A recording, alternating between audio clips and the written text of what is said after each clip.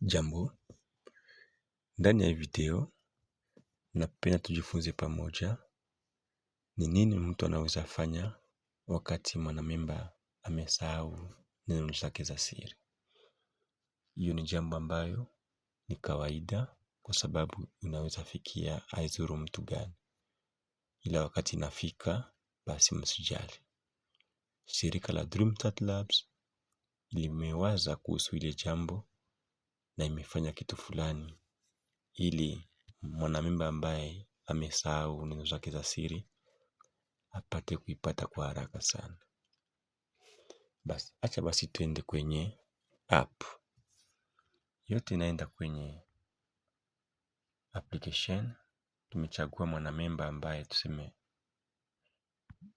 Christine Maisha ambaye anapenda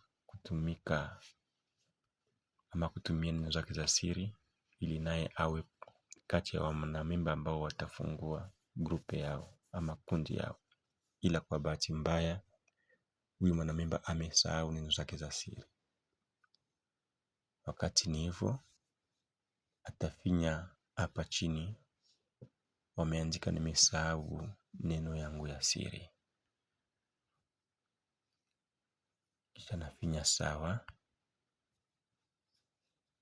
Hapo kutakuwa ujumbe ndogo ambao application ya DreamSave itatuma kunamba za simu za huyu mwanamemba. Hakikisha kama huyu mwanamemba anaendelea kutumia namba za simu ambazo alipanaka wakati walikuwa wanafanya muundo ya kundi yao. Hiyo ujumbe ndogo itatumwa ndani neno za siri. Kisha hizo neno za siri ataziingiza hapa. Wakati anaziingiza hapa, hapo atapata fursa ya kufanya tena upya neno zake za siri.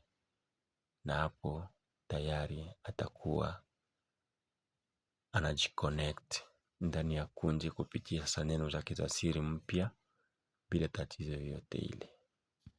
Asante kwa kutazama.